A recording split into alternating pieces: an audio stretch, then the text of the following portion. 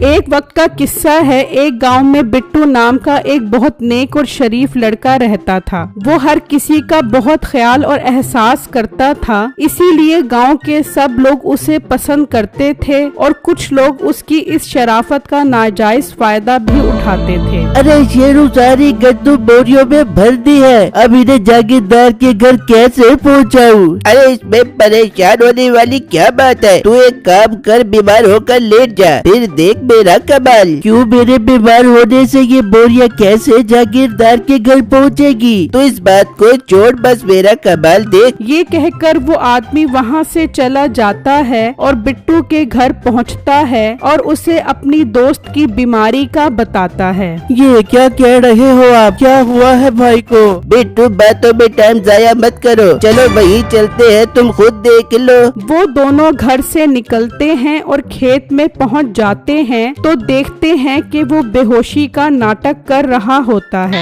ओहो, ये भाई को क्या हो गया? ये बेहोश क्यों हो गए? बिट्टू ये गंदम की बोरियां उठाकर जागीरदार के घर ले जा रहे थे कि अचानक ये बेहोश होकर गिर गया। बेचारा क्या करे, बोरियां भी तो पहुंचाना जरूरी है ना। भाई, आप बोरियों की फिक्र मत करो, वो सब मैं पहुंचा दूंगा। आप किसी डॉक्टर को लेकर आओ, तब तक मैं बोरियां जागीरदार साहब के घर पहुंचा कर आता हूँ। वो वहाँ से चला जाता है और दरख्त के पीछे छुपकर बिट्टू को बोरियां उठाता देखकर खुश हो रहा होता है। बिट्टू एक एक करके सारी बोरियां जागीरदार के घर पर रख देता है। बिट्टू ये सब करने में बहुत थक जाता है, मगर उनको तो बिट्टू पर बिल्कुल रहम नहीं आता। मालिक, सारी गंदम की बोरियां इकट्ठी हो गई हैं, क्यों ना इन्हें गांव के लोगों में तकसीम कर दिया जाए। नहीं, गांव के लोग कोई जरूरी नहीं है जो उनको पूरी पूरी बोरियां दें, सब बोरियों को आधा आधा करो, उनके घर पहुंचाओ।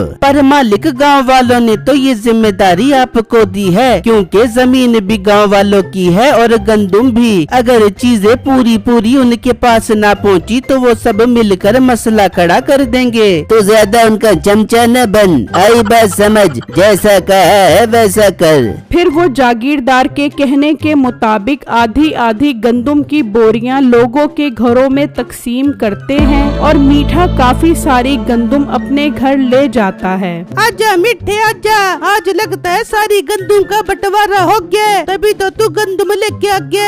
हाँ बेगम, देख मैं कितनी सारी गंदम लेकर आ गया हूँ। बहुत सारे घरों में तो मैंने गंदम दी ही नहीं, जागीरदार साहब ने भी काफी सारी गंदम अपने पास रख ली, तो मैंने सोचा मैं क्यों पीछे रहूं, इसलिए मैं भी ये गंदम अपने घर ले आया। बहुत अच्छा किया मीठे तूने, अब पूरा महीना कुट कुट के गंदम के पराठे बड़ा बड़ा के खाएंगे।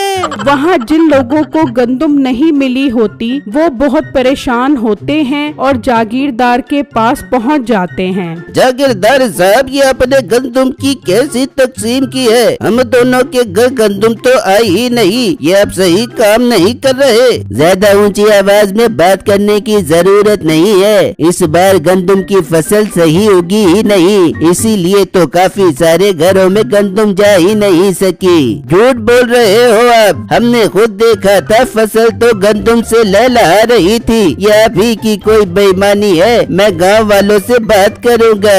फिर वो वहाँ से चले जाते हैं और सब गांव वालों के बड़े आपस में मशवरा करते हैं कि इस जागीरदार को मजीद जिम्मेदारी नहीं देंगे, बल्कि उसकी जगह किसी और को ये काम सौंपेंगे। वो सब मिलकर उस जागीरदार को उसके ओहदे से हटा देते हैं और उसकी जगह बिट्टू को ये जिम्मेदारी सौंप देते हैं। भाई साहब, मैं तो एक आम लड़का हूँ, मैं इतनी बड़ी जिम्मेदारी नहीं ले सकता। नहीं बिट्टू, तुम बहुत शरीफ और ईमानदार हो, ये जिम्मेदारी तुम्हें लेनी पड़ेगी। इस तरह सब गांव वालों में गल्ला बराबर तकसीम होगा और सब लोगों की जिंदगी आसान हो जाएगी। उन सबके इसरार करने पर बिट्टू रजामंद हो जाता है और जागीर के मनसब पर बैठ जाता है। जागीरदार को इस बात का बहुत दुख होता है और वो गांव वालों से इंतकाम लेने का सोचता है। मीठे, मैं इंतकाम की आग में जल रहा हूँ और सारी गंदुम भी हमारे हाथ से निकल गई है। तू कोई ऐसी तरकीब लड़ा के गांव वालों का एतमाद हम पर फिर से बहाल हो जाए और हम फिर से मुफ्त की गंदुम जमा कर सके। मालिक, मेरे पास एक बहुत जबरदस्त आइडिया है, आप सुनोगे तो खुशी से पागल हो जाओगे। बता मीठे, जल्दी बता। मालिक, गांव के लोग उस मोटे बिट्टू पर बहुत एतबार कर रहे हैं ना, उनका एतबार ही तोड़ देते हैं। इस बार गंदुम में मिलावट कर देते हैं, फिर वो मोटा बिट्टू उनके दिल से उतर जाएगा और गांव वाले वापस आपको सरपंच बना देंगे। वाह मीठे, क्या कमाल की तरकीब लड़ाई है तूने। तैयारी करो गंदुम में मिक्सिंग करने की। फिर जब कुछ दिन गुजर जाते हैं और गंदुम तैयार हो जाती है तो मुलाजिम उसे बिट्टू के पास पहुंचा देते हैं और बिट्टू बहुत खुश होता है कि वो सबके घर पूरी पूरी गंदुम पहुंचाएगा। इसी इंतजार में रात हो जाती है और बिट्टू सो जाता है तो मीठा और दूसरा मुलाजिम आते हैं और वहाँ पड़ी सारी गंदुम में मिलावट कर देते हैं और वहाँ से चले जाते हैं। फिर जब अगला दिन निकलता है तो मुलाजिम बोरियां लेकर निकल जाते हैं। आज बिट्टू को बहुत खुशी होती है कि उसने अपना फर्ज ठीक तरीके से अदा कर दिया है। फिर जब शाम होती है तो गांव का वही आदमी बिट्टू के पास आता है। बिट्टू, हमें तुमसे ये उम्मीद नहीं थी कि तुम भी हमारे साथ ऐसा करोगे। क्या हुआ भाई, मैंने ऐसा क्या कर दिया जो आप इतना गुस्सा कर रहे हो? ज्यादा मासूम मत बनो, तुम चलो मेरे साथ, तुम्हें गांव वाले बुला रहे हैं। बिट्टू को कुछ भी समझ नहीं आ रही होती कि आखिर ये क्या माजरा है। वो उसके साथ चला जाता है तो सब गांव वाले उसको बहुत लान तान करते हैं। आप लोग मुझे इतना बुरा भला क्यों कह रहे हो? आखिर वजह तो बताओ। हमने सोचा था तू बहुत ईमानदार है, गंदुम का बंटवारा ठीक से करेगा, लेकिन तूने भी वही किया जिसकी हमें उम्मीद नहीं थी। सारी गंदुम में मिक्सिंग कर दी तूने।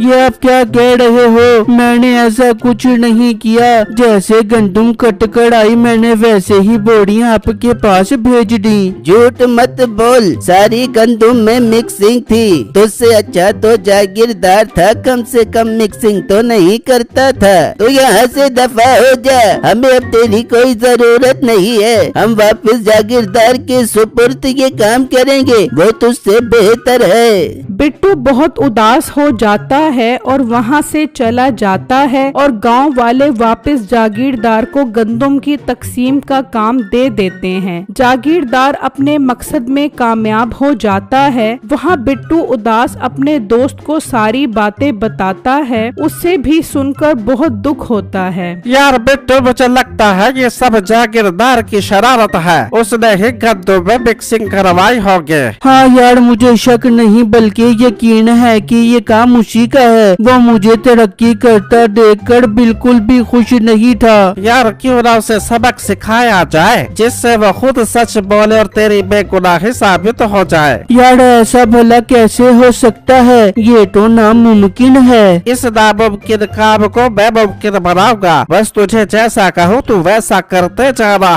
फिर वो बिट्टू को सारी बातें समझा देता है और वहाँ से चला जाता है और जागीरदार के पास पहुँच जाता है। कौन हो तुम और यहाँ क्या करने आए हो? जागीरदार साहब, मैं दूसरे गांव में रहता हूँ। मैं यहाँ आपके पास ये मालूम करने आया हूँ कि क्या आप बिट्टू को जानते हो? हाँ बिल्कुल जानते हैं, वो एक बेईमान किस्म का इंसान था। गंदुम में मिक्सिंग की थी उसने, इसीलिए तो गांव वालों ने उसे गांव से निकाल दिया था।